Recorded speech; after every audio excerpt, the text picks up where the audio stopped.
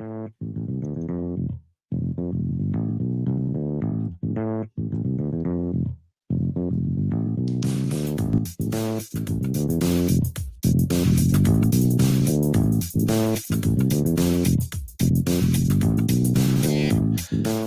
dans l'After Show, votre rendez-vous tech au quotidien. Dans le domaine de l'énergie, les avancées technologiques permettent de stocker, gérer et analyser les données issues de multiples sources. Cela est devenu possible grâce à l'utilisation des technologies telles que le big data, l'internet des objets connectés, l'IoT, l'intelligence artificielle ou encore les blockchains. Ces outils permettent une gestion plus efficace de l'énergie et permettant une analyse des données provenant de sources variées, comme l'électricité, l'eau, le gaz et évidemment l'air. Nous allons voir ensemble comment ces technologies nous permettent d'atteindre une gestion intelligente de l'énergie. Bonjour à tous, je suis Nicolas, facilitateur numérique et je suis accompagné de Sylvain. Bonjour Sylvain, comment vas-tu ? Salut Nico, bah écoute, ça va très bien. Et toi ? Eh bien écoute, on enregistre un petit peu différemment d'habitude, on l'avait annoncé dans l'épisode du CKB Show, la 100e, comme quoi l'After Show serait enregistré, non plus en direct, mais en différé, écoutable en podcast, et peut-être sur YouTube si on est super motivé, mais ça, on verra ça plus tard. Donc ça me fait plaisir de te retrouver en pleine journée, et c'est hyper intéressant, tout le monde va le voir d'ailleurs.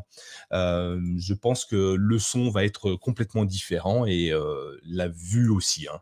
Alors Sylvain, aujourd'hui, nous remercions Sylviane qui vient de nous rejoindre sur notre financement participatif. Alors merci Sylviane de nous accompagner au quotidien. Si comme Sylviane, vous aimez notre travail, si vous aimez ce que nous produisons, ce que nous vous apportons au quotidien, rendez-vous sur patreon.com/mychromebook pour nous soutenir à hauteur de quelques euros, avec ou sans engagement. C'est vous qui décidez, hein. L'engagement, c'est vous qui le tenez et pas nous.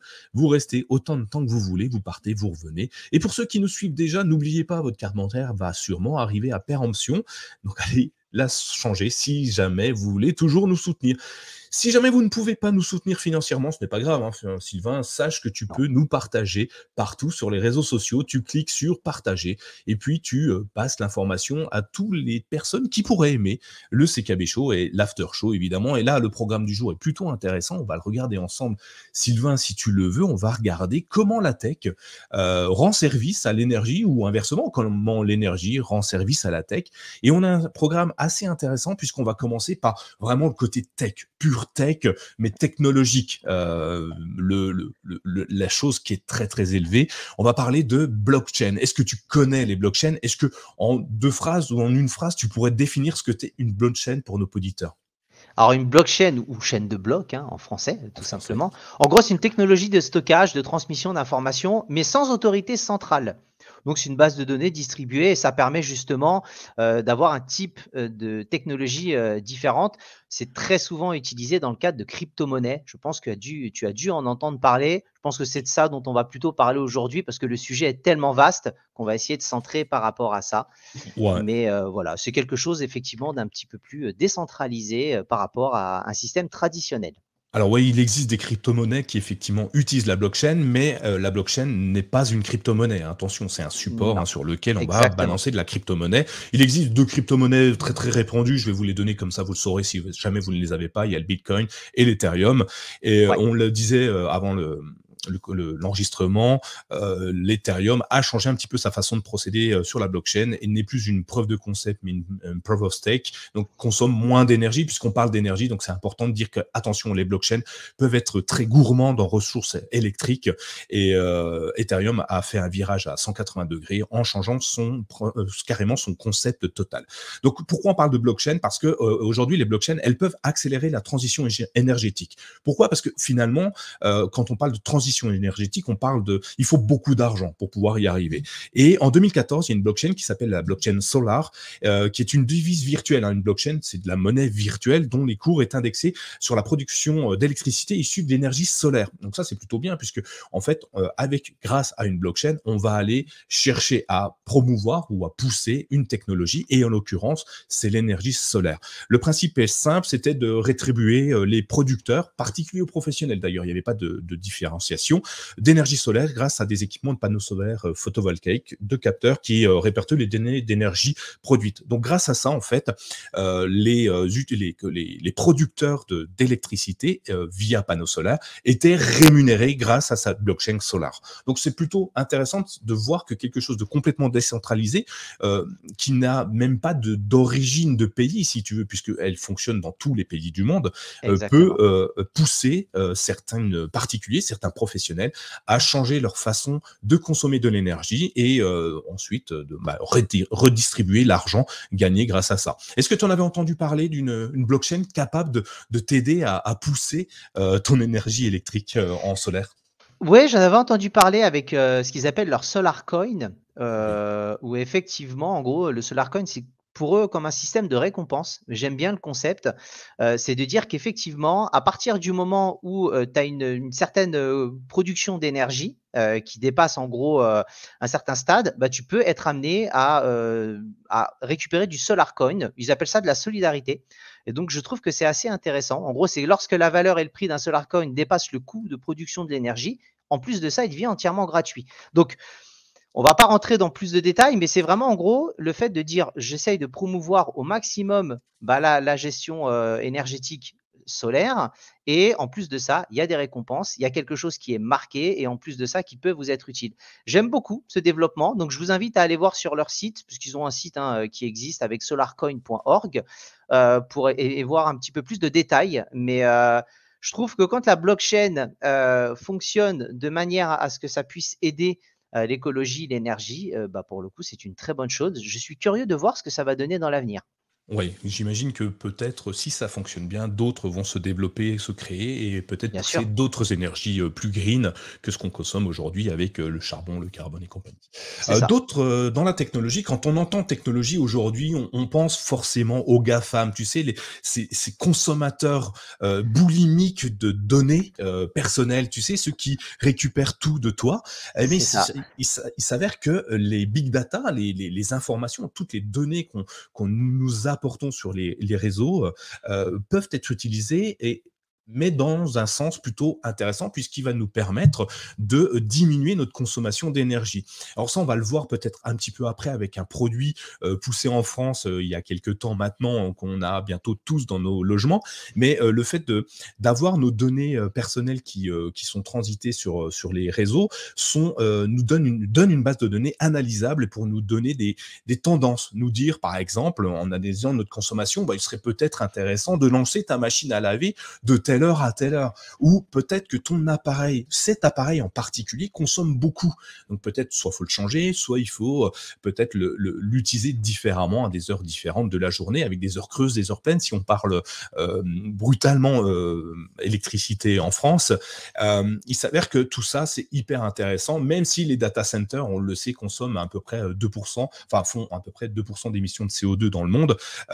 Ça peut compenser largement le fait d'analyser tes données, d'avoir une base sur laquelle travailler pour améliorer notre consommation peut être intéressant et va, a priori, diviser par à peu près 2 la consommation énergétique globale mondiale. Donc ça, c'est plutôt intéressant. J'imagine que tu es plutôt au fait de l'usage des données que les grandes sociétés de ce monde peuvent faire de nos données personnelles, en fait. Ouais, bien sûr. Alors moi, j'interviendrai peut-être un peu plus sur la partie technique liée au data center. Tu as dû souvent en entendre parler, les sociétés font énormément. Alors déjà, ça leur coûte énormément en énergie et Oui. ils essayent aussi de réduire leurs factures et en plus de ça, faire un geste pour l'écologie. Et tu entends souvent des data centers qui sont mis dans des hémisphères très hautes ou très basses pour pouvoir, dans des températures relativement Extrême. basses, pour pouvoir gérer. Tu as des data centers que tu entends de plus en plus qui sont écologiques, c'est-à-dire qui sont pas forcément, refroidi par un système de climatisation parce qu'un Oui. data center génère énormément de chaleur et donc il y en a qui utilisent plutôt des énergies renouvelables, hydrauliques ou autres pour pouvoir justement abaisser plutôt que de la climatisation et c'est assez curieux et je suis toujours assez intéressé parce que maintenant, tu as beaucoup de sociétés qui mettent en avant leur gestion des data centers quand tu vas sur leur site. Et tu Ouais. te dis, c'est quelque chose vraiment de pur interne dans l'esprit. Il y a vraiment un côté marketing, on le sait bien, mais il y a un côté aussi écologique et de dire, on a quand même conscience de ces données-là et voilà ce que nous, on met à votre disposition et ce qu'on met dans gestion des data centers pour déjà vous aider de par l'analyse de vos données et dans le matériel pur, qu'est-ce qu'on fait pour éviter pour nous de payer plus cher et voilà, de faire trop de gestion écologique catastrophique, on va dire. Donc, c'est toujours intéressant. Je ne sais pas si tu avais déjà vu sur certains sites des analyses ou des gestions de data center. Il y en a certains, c'est assez fou ce qu'ils arrivent à développer et à faire pour réduire la consommation de ces data Ouais, centers-là. c'est intéressant, c'est parce qu'on le sait, hein, ça chauffe énormément, donc il faut climatiser. Certains vont, pour économiser de l'électricité, hein, donc et forcément de la création de CO2, hein, d'ailleurs, vont trouver des techniques d'antan pour que Égyptiens, pardon, je vais y arriver, utilisaient pour refroidir pour créer leur premier frigo, donc un système d'air qui tourne d'une telle façon dans ta pièce pour que le système soit refroidi. D'autres vont y mettre des panneaux solaires pour dire oui, bah, nous, on consomme de l'électricité, mais elle est propre puisqu'on vient la prendre du soleil. Et puis certains vont rajouter des systèmes d'éoliennes ou D'ailleurs, il y a plein de systèmes d'éoliennes qui sortent, soit les grands panneaux, les grands poteaux que tu vois qui sont horriblement beaux euh, en pleine campagne qui gâchent certaines vues. Il y a des éoliennes plates qu'on pose sur les bâtiments, donc qui sont moins visibles, donc qui pourraient être plus accessibles en centre-ville, par exemple. Et tout ça, c'est des choses que les grands data centers utilisent au quotidien. Certains vont même utiliser des batteries externes, charger en panneaux solaires ces batteries pour qu'elles soient utilisables la nuit.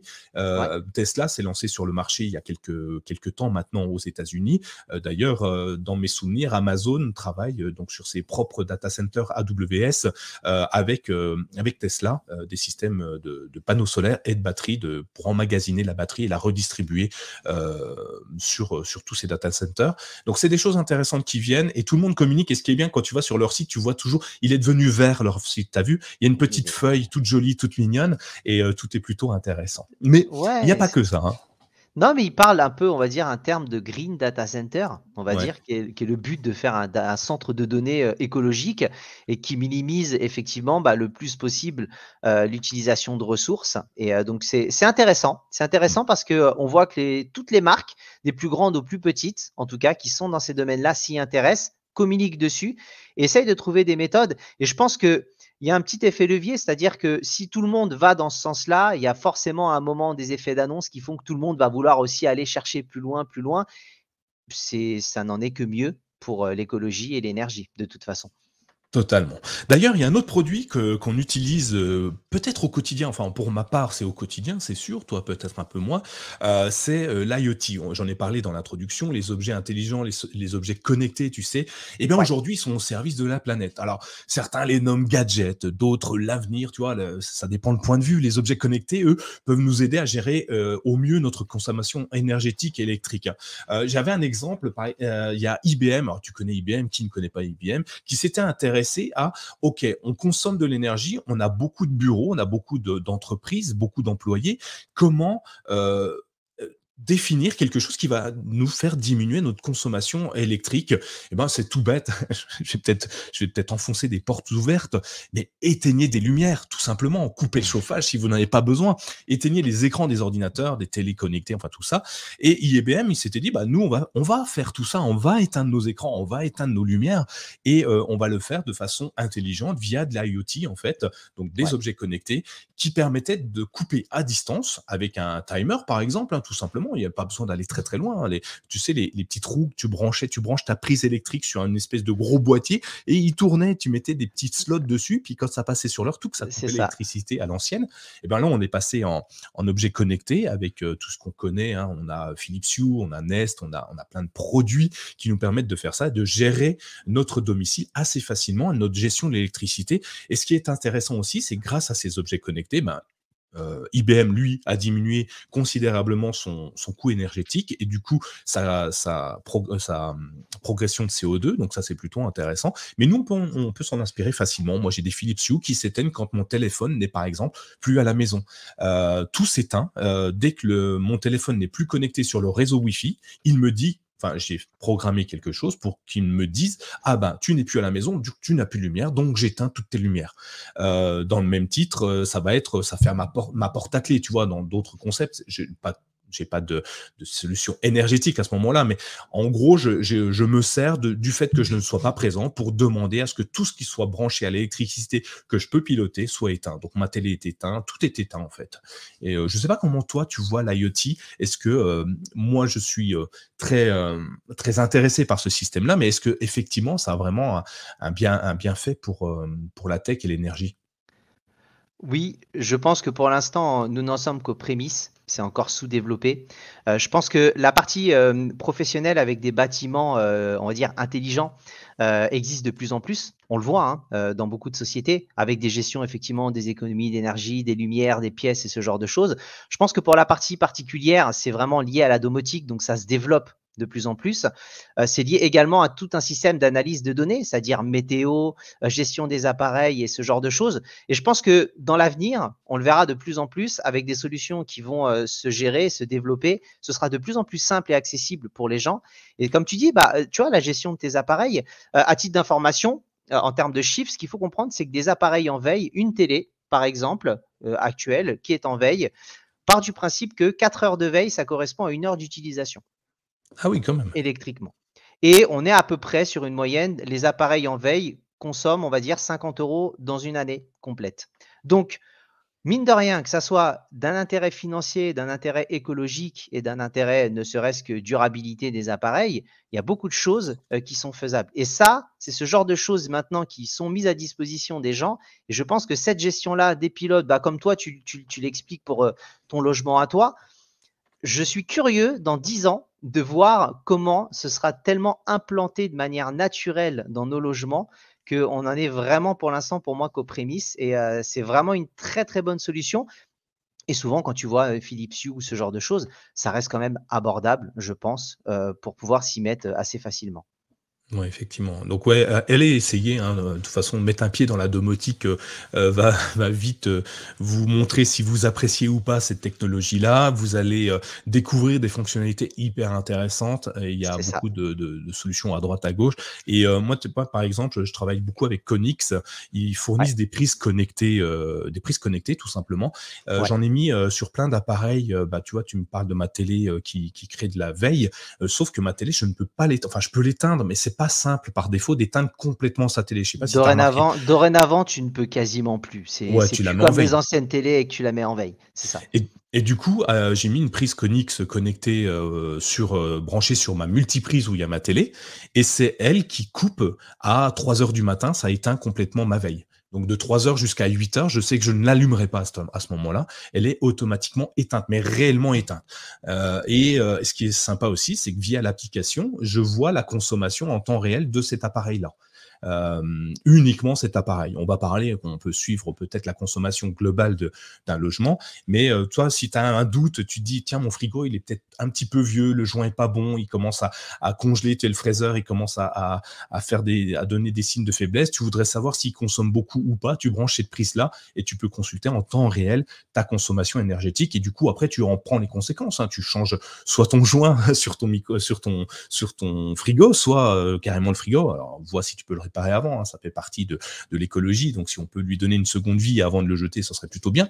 Mais voilà, c'est des petits appareils, c'est tout bête, hein. Ça coûte une quinzaine d'euros. C'est pas non plus, c'est pas foufou en termes de prix, mais ça te permet c'est réutilisable sur toutes les prises que tu veux, déjà sur tous les appareils. C'est une surprise, hein. Donc, on branche une prise sur une prise et on vient y connecter son appareil et ça donne des résultats assez étonnants et assez amusants à tester. Je sais pas si vous voulez, on pourrait en parler plusieurs heures, mais on va passer à Ouais. autre chose peut-être, à moins Non, mais que c'est intéressant. Au moins juste le fait de savoir. C'est-à-dire que tout le domaine électrique, on va dire, ne serait-ce qu'intérieur, ça a souvent été très opaque.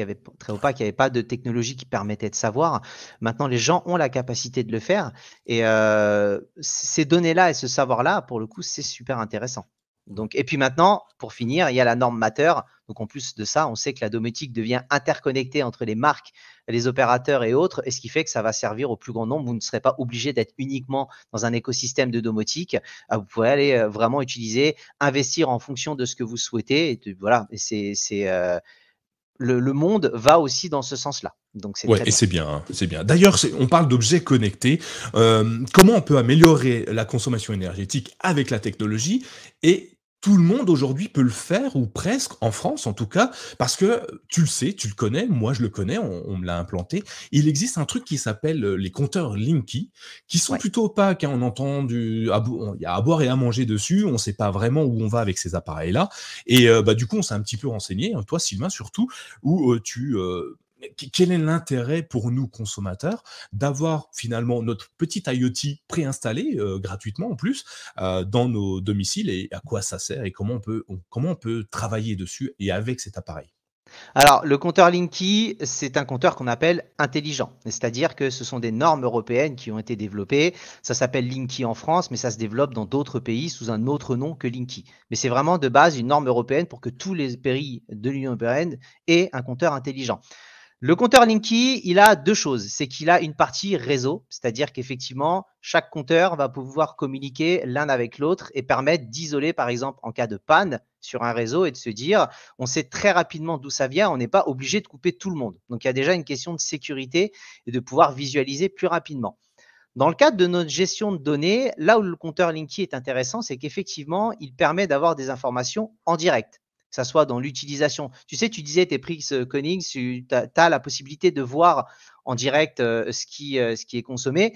Le compteur Linky, c'est pareil. C'est pas en euros, mais c'est en puissance. Et tu vas Ouais. pouvoir voir, tu as deux boutons, plus et moins. Et le bouton plus te donne des informations qui te permettront de voir la capacité, ce que tu consommes en direct. Tu peux tester appareil par appareil. Donc ça, c'est quelque chose, si tu n'as pas l'envie d'investir ou que tu n'as pas les moyens d'investir, ton compteur te permet de le faire.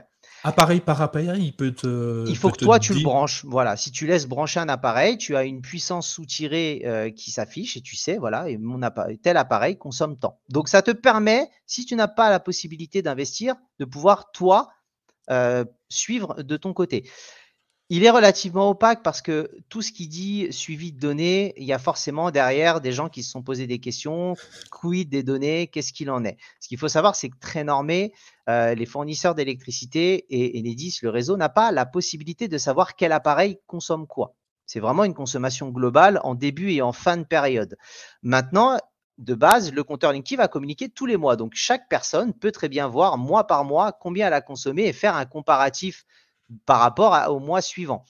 Il y a des données qui sont pour tous les fournisseurs et dans le domaine français, c'est très légal. Il y a des données de consentement. C'est-à-dire que le client peut, s'il le souhaite, suivre à la journée et à la demi-heure. Alors, tu vas me dire, à la demi-heure, il faut vraiment le vouloir et se faire Non, mais plaisir. ça peut te permettre de regarder de 13h à 13h30 si il n'y a pas une consommation un petit peu plus importante qu'à l'accoutumée, par exemple. Je sais Exactement. pas. Et puis, ça peut te permettre souvent en période d'hiver, si tu as envie de suivre sur des jours où, par exemple, tu Il fait sais, tu très achètes un froid. radiateur d'appoint, il fait très Ouais. froid. Tu as envie de racheter un petit radiateur d'appoint, on sait que par nature, ces appareils-là consomment beaucoup. Tu peux très bien être amené à le brancher et te dire, tiens, je vais suivre sur une journée ou sur une demi-heure combien il coûte, combien il consomme. Derrière, les fournisseurs, différents fournisseurs d'électricité sur le marché mettent souvent à disposition des applications qui transfèrent ça en euros. Et après, effectivement, tu as un suivi qui est le plus poussé. Et c'est là que c'est intéressant parce que c'est quelque chose qui est quand même mis en place gratuitement et qui te permet d'avoir au quotidien quelque chose de beaucoup plus simple. Avant, tu te rappelles, tu avais des relèves tous les 6 mois, tu recevais C'est le ça. petit courrier, il fallait que tu blottes une demi-journée. Dans C'est cette même pas arrivé période-là pour des relever le 6 mois, compteur. tu ne savais pas du tout ce qu'il en était. C'est ça. Et là, c'était compliqué. Le compteur Linky, lui, il s'arrête à la partie compteur. Il va te déclarer de la consommation. Toi, tu vas avoir ces informations-là. Après, dans le cadre de ton installation privée, tu as la possibilité de rajouter des sous-compteurs électriques. C'est des compteurs, ce qu'on appelle divisionnaires.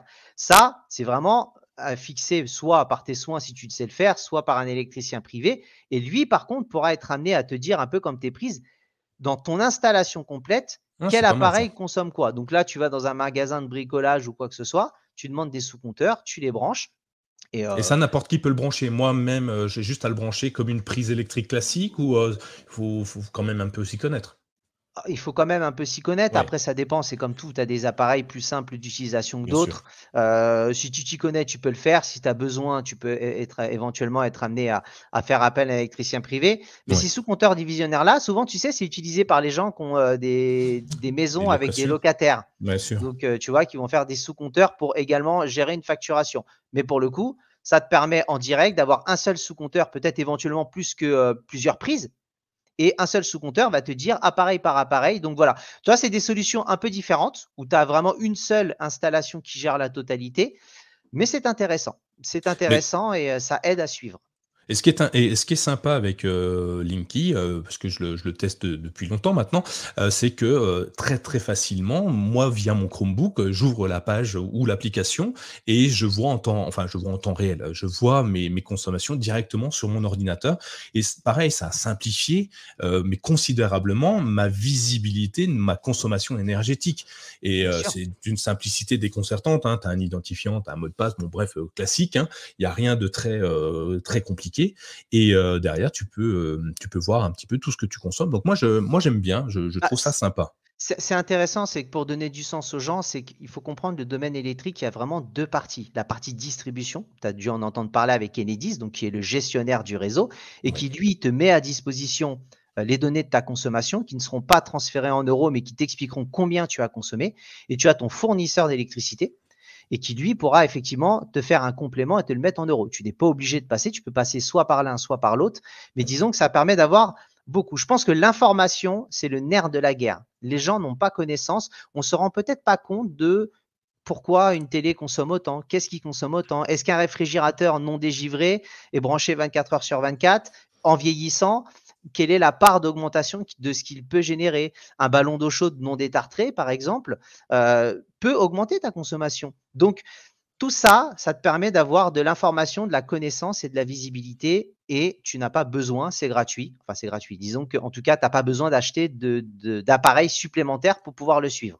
Ouais et le conseil qu'on peut donner au-delà de ça, mais c'est quand vous achetez les appareils, si vous devez acheter un appareil neuf, fiez-vous aux indices de consommation qui sont, sur les chaque appareil électrique, hein, les classes A, B, C, D, E. C'est Donc ça. A étant le meilleur et puis, Z étant très, très mauvais, mais ça n'existe pas, je vous rassure.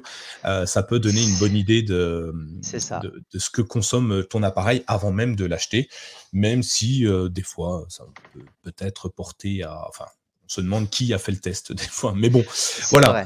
ça peut être intéressant. Donc une bonne solution et si moi, tu vois, je voudrais, modifier mon logement en me disant: «Tiens, tu as raison, Sylvain, je vois, je consomme beaucoup, c'est peut-être mon isolation qui a un problème, c'est peut-être pas mal de choses parce qu'on est en hiver et ça consomme beaucoup». Est-ce qu'il y a un moyen?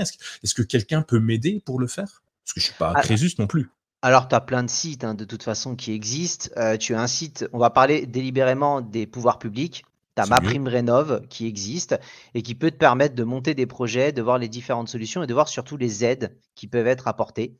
Il y a des aides qui peuvent se cumuler, mais n'hésitez pas à aller voir, c'est intéressant. Je ne rentrerai pas Ouais. plus que ça dans le détail. Non, C'est non. surtout On met le intéressant parce que lien. tu as, voilà, tu as différentes solutions. Tu peux installer et partir sur du photovoltaïque, donc panneau solaire, on va dire, avec de l'autoproduction. Donc, s'il peut prendre le relais sur ton installation. Tu peux faire également de la revente par rapport à ça. Il y a un côté très écologique et les panneaux photovoltaïques, il y a beaucoup d'aides par rapport à l'installation et par rapport à l'achat. Parce que effectivement, souvent, il y a un coût qui est quand même relativement important, mais il y a des aides qui sont faites parce que les pouvoirs publics, dans tous les pays d'Europe, essayent de pousser les gens à basculer sur des énergies renouvelables.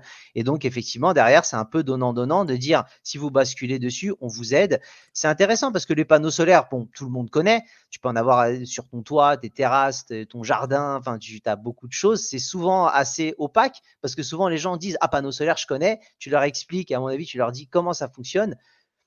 Je sais pas. Toi, à ton avis, si je te dis photovoltaïque, qu'est-ce que tu me dis? Alors, j'ai appris 2 trucs, dernièrement en faisant des recherches. Je me demandais déjà comment alors j'ai vu qu'il existait des panneaux solaires que tu avais juste à brancher sur ta prise électrique, déjà. Donc en gros, tu as un panneau, alors je ne sais pas comment il fonctionne. Il chope le soleil, il transforme ça quelque part. Je ne sais pas comment exactement, pour moi c'est très obscur. Bon, ça te génère de l'électricité à la sortie, au même titre qu'un citron finalement, quand tu mets des petites lamelles de cuivre dedans, ça va te sortir de l'électricité. Le citron, c'est pas terrible pour alimenter une maison hein, quand même, mais bon, ou alors beaucoup, beaucoup de citron. Pourquoi Et pas?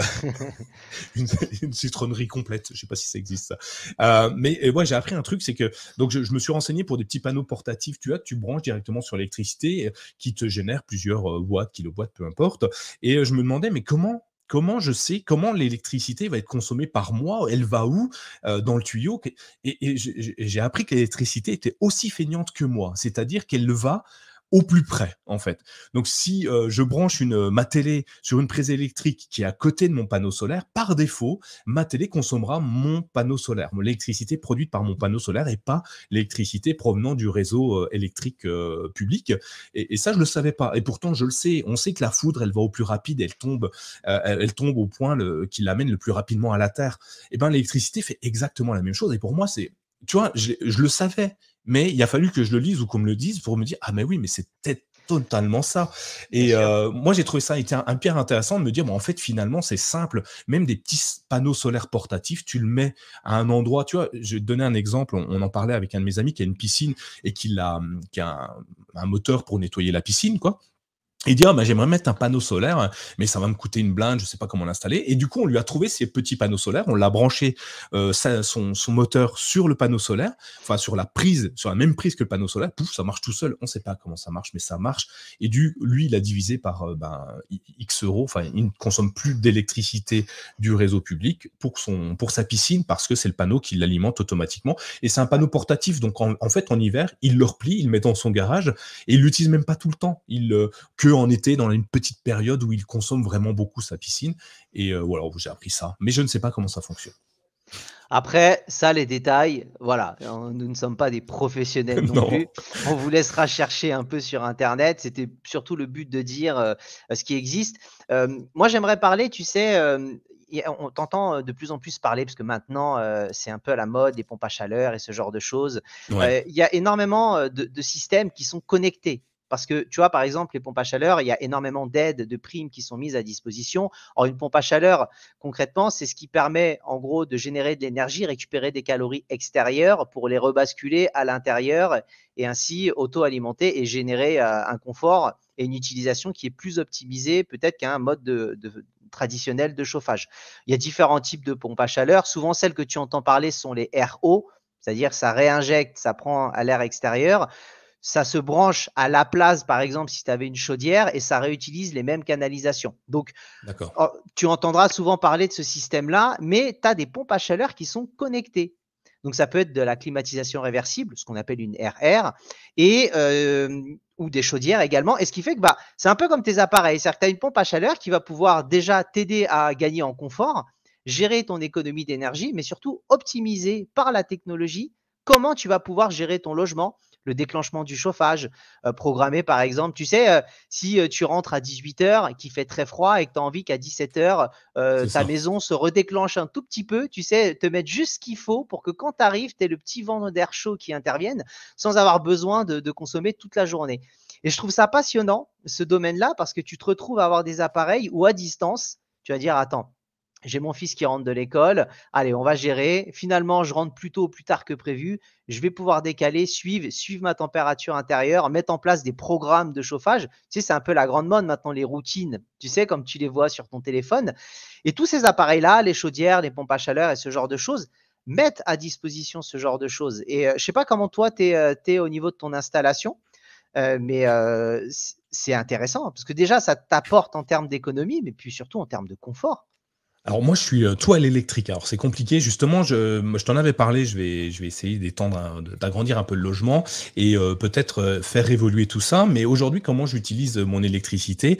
En fait, j'ai encore des petits boîtiers que j'ai branchés sur, certains radiateurs et pas tous, j'ai des radiateurs à l'étage, en bas, c'est du plancher chauffant, donc c'est différent. Mais à l'étage, en fait, j'ai, par exemple alors je l'ai arrêté pour l'instant parce que j'ai plus la même façon de travailler, mais en fait, j'avais avec une routine sur mon smartphone via Google Assistant, j'avais déclenché donc un système dès qu'il voyait que j'étais en mouvement en direction de la maison, il déclenchait le radiateur automatiquement. Ce qui fait que quand je rentrais, si je voulais aller dans la salle de bain, enfin, j'allais à la salle de bain en rentrant, je prends ma douche, machin, je rentrais dedans et c'était tempéré, nickel. Ouais, Mais ouais, au bout de 10 minutes, ça l'arrêtait.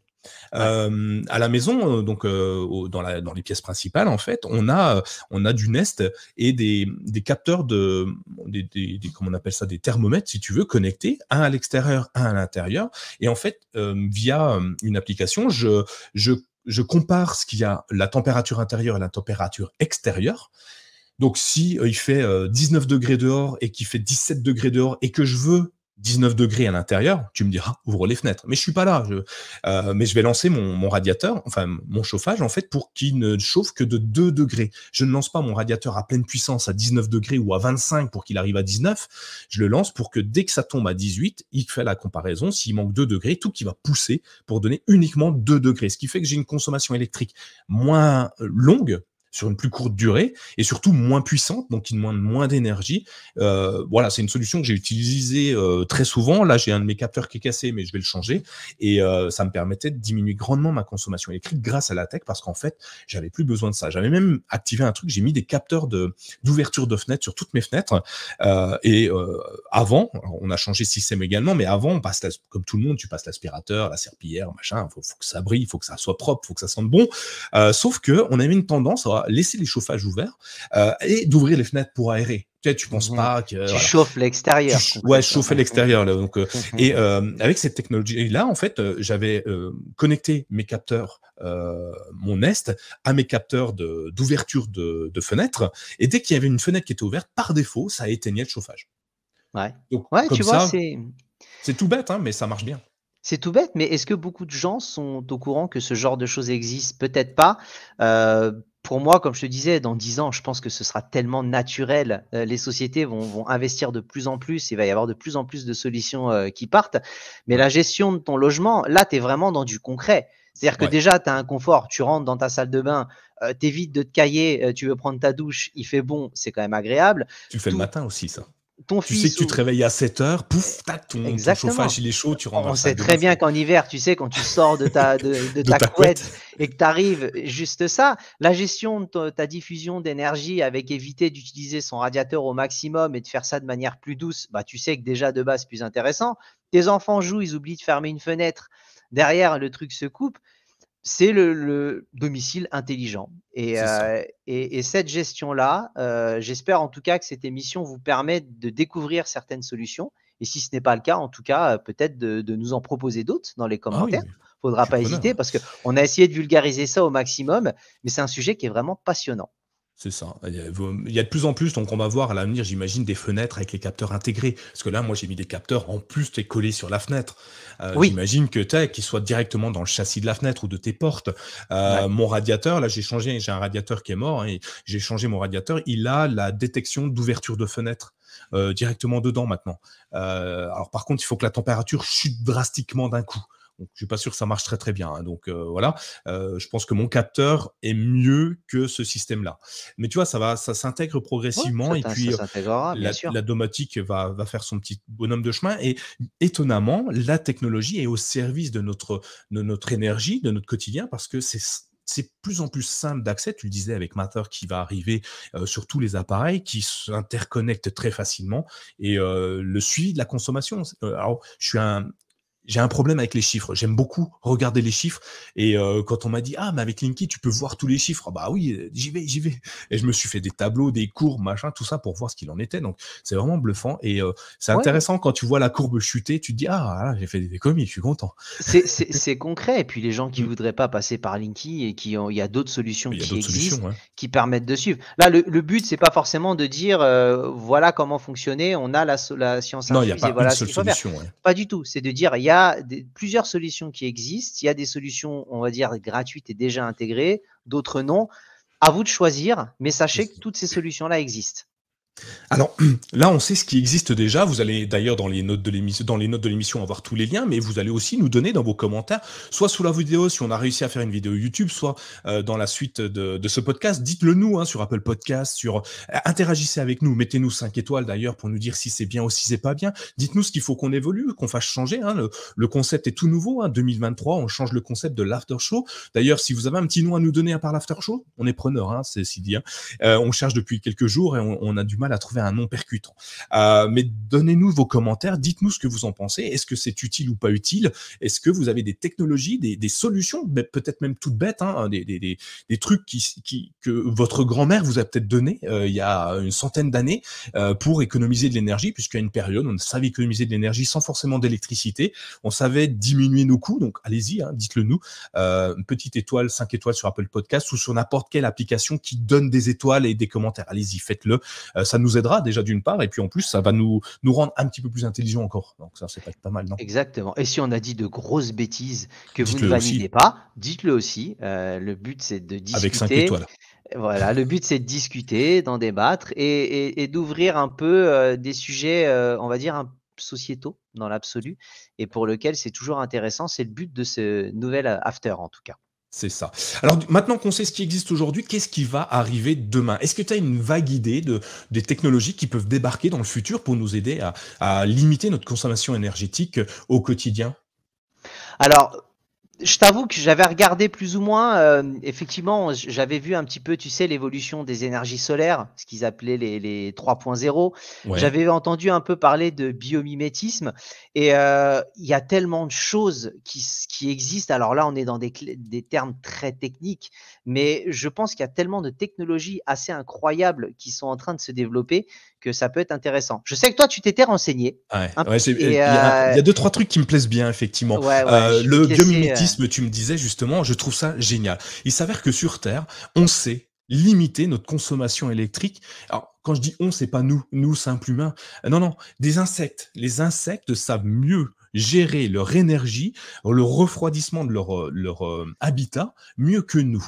Il s'avère que, je vais te donner un exemple, c'est les termites, tu vois, ces petites bestioles là, qui créent des grands monticules, des grands monticules de terre, mais très très hauts. Et plus ils sont hauts, mieux c'est d'ailleurs. Et ces monticules, ils sont composés de multiples galeries, des tunnels en fait, qui circulent, qui permettent de faire circuler l'air de telle manière que ça refroidit la termitière. Et ça leur refroidit énormément parce qu'en fait, c'est quasiment 90% de climatisation passive grâce à ça. Ça veut dire que s'il fait 100 degrés, grâce à cette climatisation passive, on tombe à 10 degrés à l'intérieur de la termitière. J'exagère, hein, c'est pas le cas, mais c'est un peu le principe. Donc la climatisation sans électricité, ça existe. Donc certains s'en servent, hein, on le disait tout au début dans les data centers, mais c'est un architecte Zimbabwe qui s'appelle Mick Pierce qui a utilisé cette technologie-là pour créer des bâtiments complètement écologiques avec une climatisation sans électricité, donc sans consommation d'énergie fossile ou nucléaire, éolien, rien. En fait, c'est simplement des galeries qu'il a installées à l'intérieur de chaque logement, enfin chaque partie du bâtiment, et l'air tourne tout simplement dans le bâtiment et ça refroidit complètement le bâtiment. Et c'est génial, hein. Enfin, je sais pas si tu l'avais vu passer, mais je trouve ça tellement bluffant. Ah ouais, ouais, j'en avais entendu parler et alors je m'étais pas renseigné à ce moment-là dans le détail, mais le concept, je le trouve fascinant. C'est-à-dire de se dire, nous humains, on se rend compte qu'il y a des choses qui marchent peut-être, dans d'autres espèces, des insectes ou quoi que ce soit, mieux que nous. On s'en inspire et on fait un système de mimétisme. Je trouve ça passionnant. Ne serait-ce que t'imagines les mecs qui travaillent dans ce truc-là et qui se disent, on va analyser les termites, voir comment ça fonctionne, et tu te rends compte que tu arrives à mettre en place quelque chose qui marche. Je trouve ça incroyable parce que en fait là vraiment tu utilises toutes les ressources de la planète, y compris ce qui marche mieux chez les autres. Et Ouais. c'est un domaine, je t'avoue que je pense que je vais me plonger un peu plus dedans pour voir sur d'autres espèces s'il n'y a pas d'autres types de mimétisme mis en place. Je te jure que je trouve ça incroyable dans l'esprit. Mais on s'en sert déjà pas mal, hein. Alors, si on parle pas d'énergie, le biomimétisme, c'est on crée des armures, des textures d'armure grâce à des carapaces de scarabées, par exemple, parce que c'est très résistant. Parce qu'on a analysé la carapace, on s'est dit oh mais c'est super résistant comme carapace. Et donc on reproduit les différentes techniques utilisées par ces Ouais. petites bestioles là. Et ils font rien, c'est naturel pour eux, ça marche, ça consomme zéro. Aucune ressource naturelle n'est consommée, hein, vraiment, puisque enfin, c'est de la terre. Tu vois, la terre, enfin, il y en a partout sur Terre, ça tombe bien, elle s'appelle la terre. L'énergie solaire, le vent, tout ça, c'est utilisé. Donc c'est plutôt bien, je trouve, hyper Non, intéressant. c'est clair, c'est clair. Tu parlais d'énergie solaire 3.0, je voulais revenir dessus un petit peu. Il y a un truc, alors quelle est la différence entre la 2.0 et la 3.0 en fait, à part Le le 1, chiffre, un en plus. un en plus, Voilà, merci merci. Sylvain, merci. Ben voilà, t'as tout Après, trouvé, non? c'est intéressant d'être un expert. Ouais. Ce qui n'est pas notre cas. Et du coup, et donc les centrales photovoltaïques solaires sont permettent en 3.0 permettre de, cette fois, stocker l'énergie directement dans des unités de stockage pour pouvoir le réutiliser plus tard. Parce qu'aujourd'hui, on a du mal à stocker l'énergie produite par le soleil. C'est un peu la difficulté avec les panneaux solaires. Aujourd'hui, sont difficilement stockables. Avec cette nouvelle technologie, a priori, je ne suis pas spécialiste, mais on va pouvoir les stocker et les réutiliser un peu plus tard dans le réseau. Euh, En fait, ça... Pardon, je suis en train de Ah, mourir, je suis ouais. tellement emballé. Bon, bah, Euh, le nouvel after aura un épisode. je le couperai au montage. C'est assez révolutionnaire, hein, puisque ça va utiliser 10 à 1000 fois moins de matériaux que cellules de silicone cristallin. Ça va diminuer notre consommation de matériaux et ça va nous apporter beaucoup plus de technologie ça va nous permettre d'emmagasiner notre propre énergie, de pouvoir l'utiliser quand on en a réellement besoin. Parce qu'utiliser le soleil pour nous chauffer en journée, je te dirais, il suffit d'orienter correctement sa maison, d'avoir du triple vitrage, voilà, tout ça, c'est passif. Donc, si on peut avoir du passif et en plus aller récupérer des choses en plus pour la nuit, c'est vraiment génial. Donc, le solaire 3.0 à surveiller, en tout cas, pour le futur. On avait une autre technologie qui était les nanotubes de carbone. Alors, moi, j'y connais rien, mais c'est des étudiants du MIT qui ont découvert ces matériaux super innovants qui sont constitués de nanotubes de carbone qui peut produire de l'électricité en absorbant de l'énergie de l'environnement. Typiquement, quand tu fais des mouvements, tu crées de l'énergie. Aujourd'hui, on ne sait pas utiliser cette énergie-là. Ça vient, il y a de plus en plus de technologies qui nous permettent de faire ça. Et ces étudiants du MIT ont trouvé un moyen d'aller chercher ces minuscules particules de carbone peuvent récupérer donc le courant qui est généré simplement via un liquide qui entoure cette molécule. Et le liquide, c'est un espèce de solvant organique qui tire les électrons des particules de carbone et qui crée un courant qui peut être utilisé pour alimenter un dispositif électrique, n'importe lequel d'ailleurs. Ça peut être du robot, ça peut être de la télé, ça peut être tout et n'importe quoi. Un micro-ondes, pourquoi pas? Why not? Une lumière. Et c'est ces petites particules donc, qui est connecté à rien, sont plongés dans un liquide qui va lui générer, grâce à la réaction de l'énergie ambiante et de la réaction chimique, créer de l'électricité. On va le récupérer pour le reproduire. Donc, c'est des concepts hyper intéressants. D'ailleurs, on l'a vu au CES 2023. Je ne sais pas si tu as vu des télés sans fil, sans rien, qui marchent grâce à des technologies un Ah ouais, peu similaires. Alors, c'est pas tout à fait pareil, mais c'est des c'est technologies classe. sans fil. Donc, ouais, elles sont auto-alimentées. Donc, moi, je trouve ça génial. Le futur de l'énergie, de la technologie est forcément lié. Et j'imagine que demain, on n'aura peut-être plus rien à brancher, qu'il suffira de bouger, de parler, de se mouvoir dans une pièce pour alimenter tous nos appareils, C'est t'imagines? ça. Ouais, D'ailleurs, il y a Google qui, a priori, va sortir une nouvelle clé Chromecast. Et tu sais, dans les télécommandes de Chromecast, tu as des piles. Et ben, ouais, apparemment, ils devraient pouvoir créer, ils vont déployer un système où il n'y aurait plus de piles dedans, qui serait généré avec l'énergie ambiante. Et d'accord. ça serait juste génial. Donc c'est demain, ça. C'est Ouais, 2023 que ça arrive. Et c'est assez bluffant si c'est vrai. Alors encore une fois, c'est des bruits de couloir, c'est des rumeurs. Mais si c'est des rumeurs qui fondées, ça va être hyper intéressant de voir cette solution-là dans une toute petite boîte dans nos mains. Et peut-être ce sera la fin des batteries, tout simplement. Parce qu'en fait, on n'aura plus besoin de consommer de graphène, de lithium, de ion. On n'aura plus besoin de consommer de la matière première à terme, extrait des sols et ça va limiter notre consommation de carbone, de notre création de carbone et puis peut-être à donner de l'électricité gratuite. Alors je sais que ça va pas plaire à tout le monde, mais de l'électricité gratuite à tout le monde, ça va être génial. Pour les voitures par exemple, pour même ton habitation. Enfin, tu vois, tu te rends compte, dans ma pièce, là, j'ai bougé combien de fois en parlant. J'ai créé tellement d'énergie que à moi tout seul, je suis une centrale nucléaire, ok? Moi, j'avais vu, tu sais, tu te rappelles les autoroutes solaires, tu sais, où, Oui, alors c'est en développement, hein, c'est pas forcément encore, tout à fait, performant, mais, c'est des projets, effectivement, avec des autoroutes, on va dire, bordées de panneaux photovoltaïques et qui permettent de faire de l'énergie quand les gens roulent dessus. Donc voilà, c'est tout un tas de projets qui se développent, qui ont déjà été testés, qui sont à l'étude et bah, écoute, j'ai vraiment hâte de voir les prochaines années. ouais, moi aussi. En tout cas, on va s'arrêter là. On a fait un épisode plutôt concis pour cette fois, 48 minutes. Je suis plutôt content d'avoir atteint notre objectif de moins d'une heure. Cette nouvelle version de l'After Show, on serait curieux, on vous l'a dit déjà tout à l'heure, de savoir ce que vous en pensez. Est-ce que c'est quelque chose que vous aimeriez écouter plus souvent? Est-ce que vous avez des des points qui vous ont achoppé, qui vous ont intéressé, des points qui vous voudriez qu'on améliore, n'hésitez pas à nous le dire dans les commentaires de l'émission. Alors, évidemment, on va essayer de la diffuser un petit peu partout. Alors, n'hésitez pas, hein, encore une fois, commentaires, 5 étoiles, vous nous dites « Ah, j'ai bien aimé cette partie-là, mais Sylvain n'était pas super au point sur tel ou tel point. » Ou Nicolas, bon, c'est moi. Enfin, bref, et allez-y, dites-nous ce que vous en pensez. On est curieux pour le prochain épisode qui arrivera dans une petite quinzaine de jours, je pense, que vous nous ayez apporté votre retour d'expérience, comment vous avez aimé l'épisode et peut-être qu'est-ce que vous voulez qu'on aille fouiller pour vous, peut-être des sujets d'émission, donc évidemment liés à la tech, hein, parce que vous l'avez compris, on est fan de tech, donc allez-y, n'hésitez pas à nous donner tous vos points de vue, vos petits chagrins, vos envies dans les notes de l'émission ou dans les commentaires des épisodes qu'on va vous fournir. Sylvain, merci pour ton préparatif du commentaire des podcasts. On se retrouve bientôt, je pense, dans un futur after show, mais entre-temps, il y aura un CKB show, vous inquiétez pas.